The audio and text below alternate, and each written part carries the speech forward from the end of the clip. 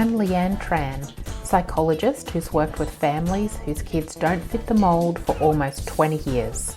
I've worked with children for decades, but I know parents are the real change makers when it comes to their kids. Having 3 kids of my own means I know it's not easy. Parent Like a Psychologist is all about simplifying how you support your kids with psychology information filtered through years of experience to take you from overwhelmed to confident. Come on in. Hi, welcome to another episode of Parent Like a Psychologist. I'm Leanne Tran. You probably heard all that in the intro already, but just wanted to say hello, I guess.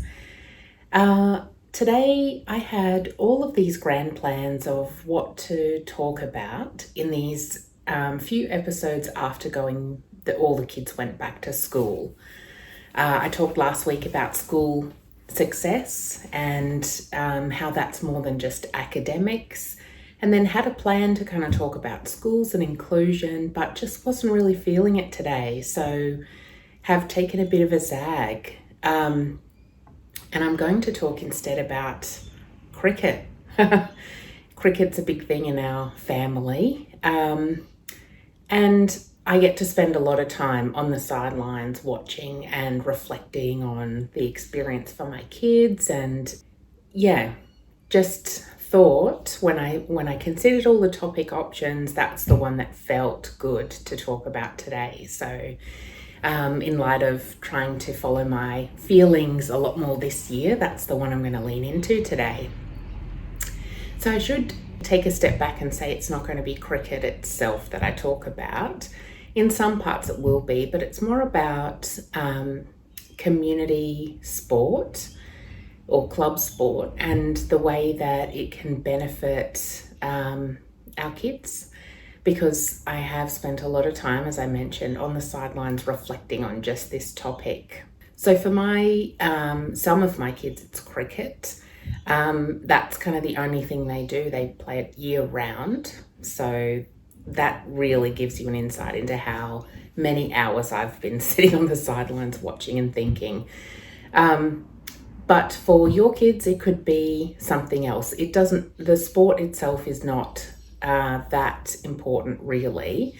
It's not at all. It's only important in the sense that it's the right fit for your child. If they're interested and they enjoy the sport, those are the main things. And in that way, that's the kind of sport I'll be talking about.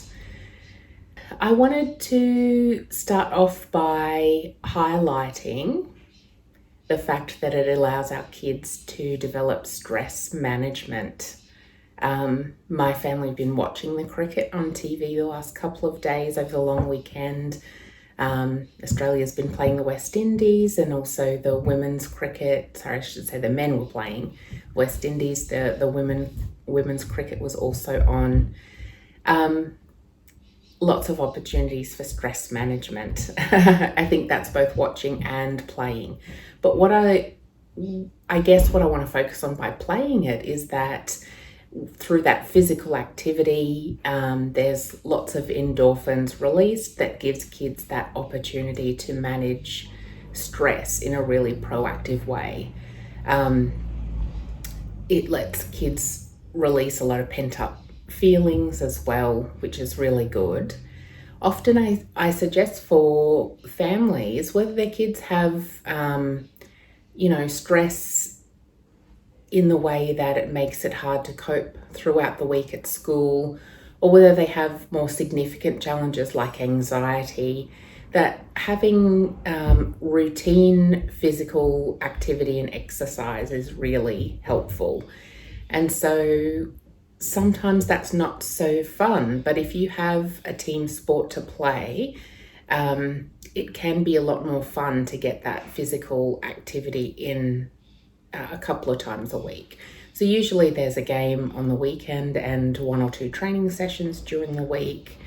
You can pick a sport that's right for your child in terms of the expectations, but I think it's also really important to pick a club that is a great fit for your child. And when I say that, I mean for things like, if you're not quite up to it for the training that week, a club that's prioritizes well-being over sporting achievement and success is going to be better, and they will be much more relaxed in their approach to that kind of stuff. And it's better to have, well, in my opinion anyway, it's better to have some sessions regularly booked in during the week, and if you're not up to it, you don't go, versus trying every day to get your kids to do some kind of physical activity to boost their positive emotions and manage stress. It's a lot easier if it's already just part of the schedule. So that's one big thing. But the thing that I like a lot more about being part of a team sport and a community team is the sense of developing competence that kids get. I think it's really important for kids to have a way to devote themselves to developing a skill. And it's not the skill itself that's important, it's more that experience of knowing if you put your mind to something and dedicate yourself to something, you will improve in it. Sometimes our kids don't get that experience at school.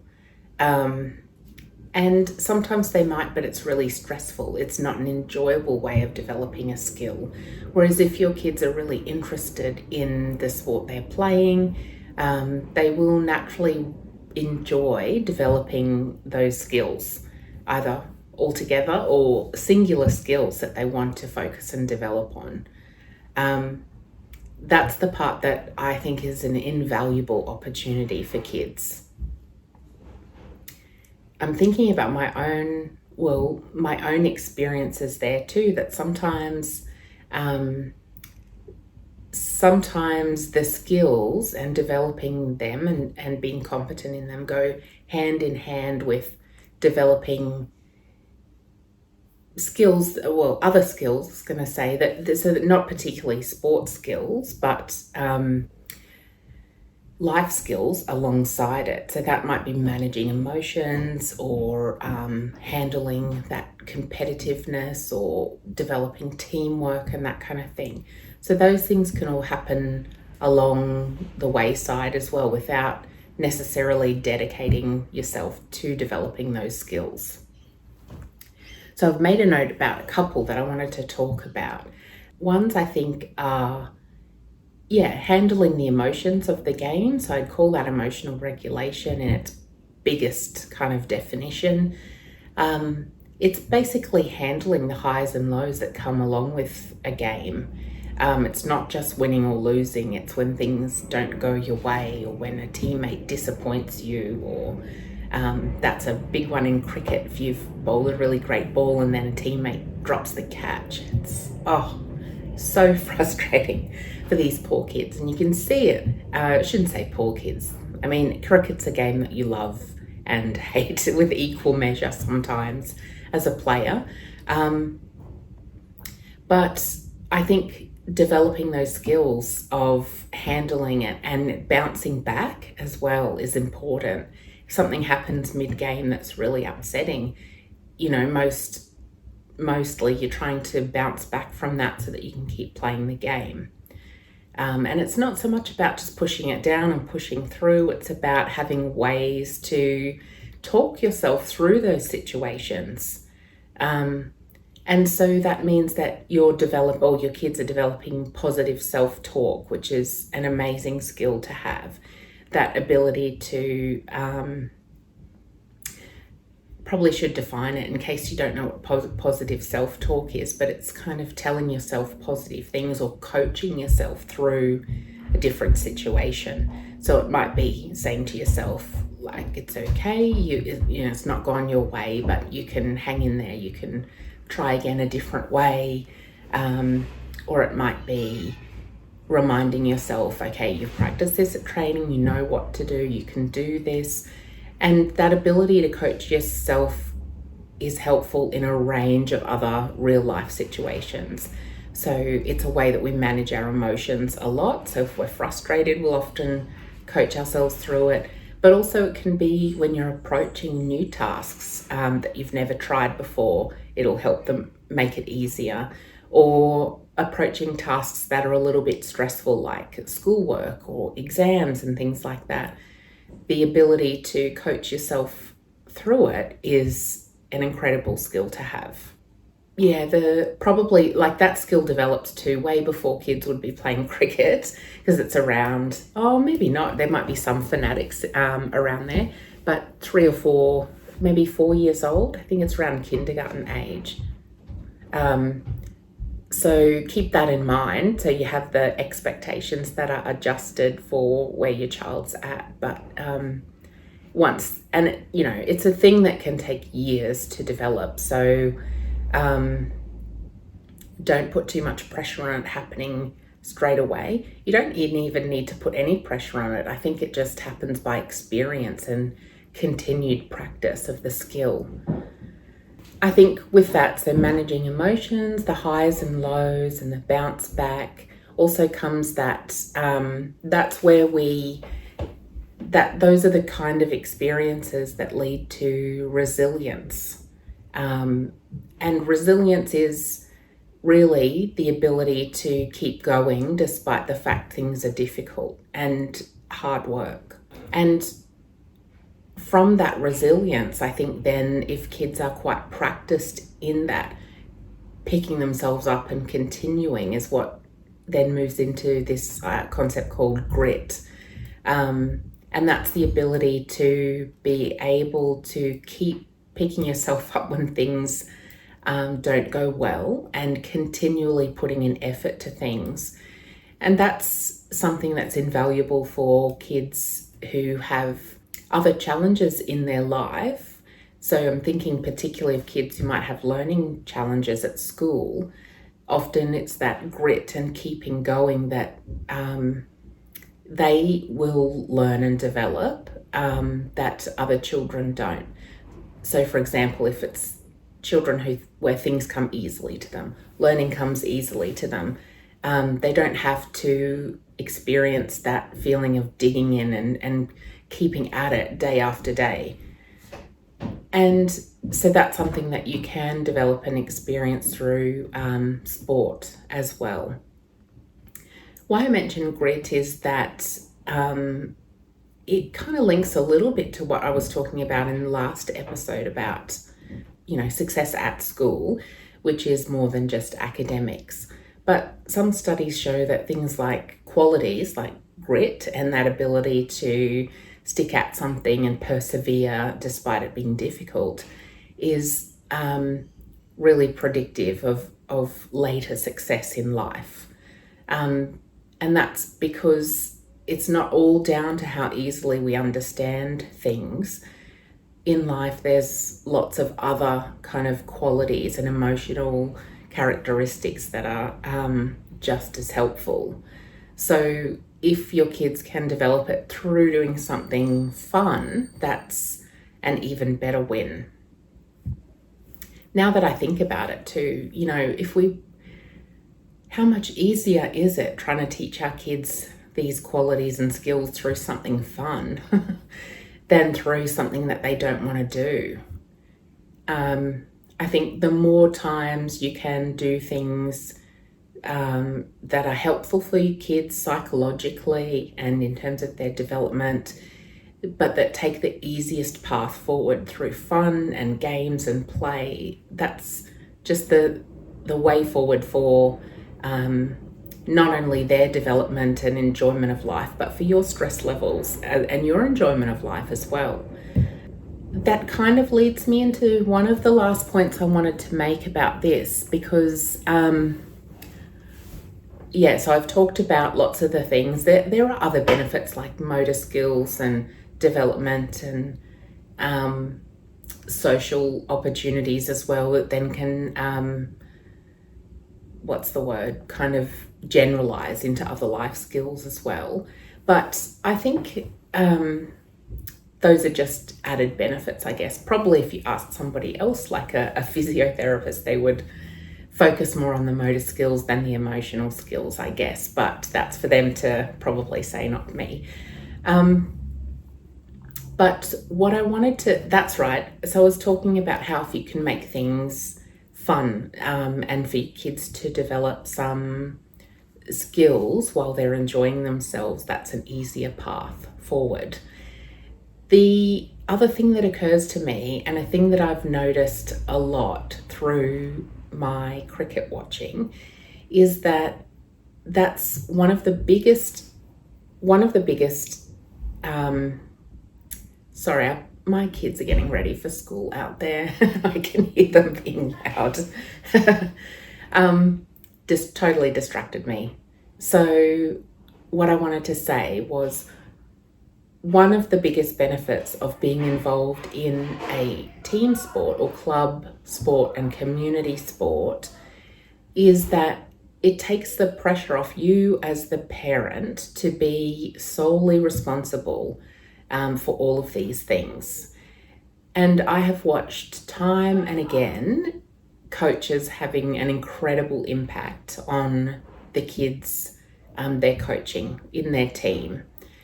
And not only that, sometimes it's the older players as well, and whether they're in a captain role or not, whether they've just done it for 1 year longer than your kid or not, there are other people that your children end up looking to and benefiting from in a way that you can't reach them as a parent.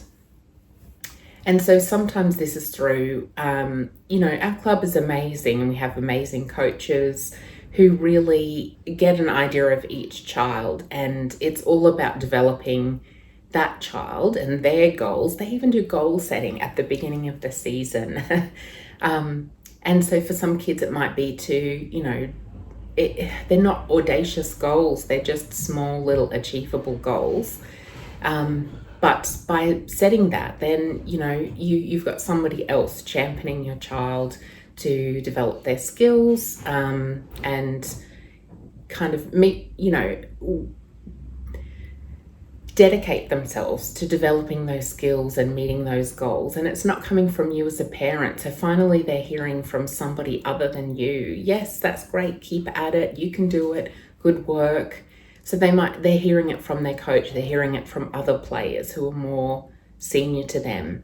And I think that's the sense of community that we used to have raising kids, where it wasn't all just down to the parents in this little family unit. So having other role models as part of the club is an amazing asset, and something that will help your kids really develop. The other part is the community as well. So I think that it's something that's broader than the team and the coach there. And it's an opportunity for your child to get to know kids outside their team, maybe kids older as well. And so kids at the same school, moving to high school is another opportunity as well. If your child knows somebody who might be going to the same high school in their grade that they've met through this club sport, or it could be somebody older as well. So they get to go to school and they have a familiar face because they know somebody through playing on the weekend. And then when you turn that around as well, your child will also have the benefit of being there for somebody younger than them as well. And those are the kinds of skills that, are hard to teach unless your children have experienced that on the receiving end. So by receiving that support and care from other people, it teaches them how to then provide it for others in turn. So And that's also a really positive skill to have. I think it's just an amazing opportunity to develop all of these they're life skills, aren't they? Managing emotions and grit, resilience, self-talk and stress management. So I don't know, it's my little cricket passion speech today, I guess. I'm sure if I had my kids on this podcast today, they would tell you why cricket is the better sport or the only sport. But, that's just their opinion. I've heard many people who have just about the same level of passion, but for rugby league, and would talk my kids, would go them round for round in which sport's better. It doesn't really matter. But that passion is part of the key to all of this, I guess, if your kids are really passionate about something. So thank you for listening to my chat about cricket. If you've got any comments or tips or experiences of your own, I'd love to hear about it. And probably Instagram's the easiest way. So at Leanne Tran Psychology. And I'd love to share it on there so that other people can benefit from what you've experienced as well. Thanks again for joining in, and I will chat with you next week. Thanks for listening to this episode of Parent Like a Psychologist.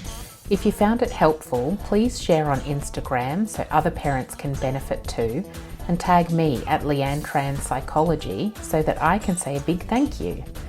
Head over to leannetran.com.au to join the village for bite-sized psychology tips straight to your inbox.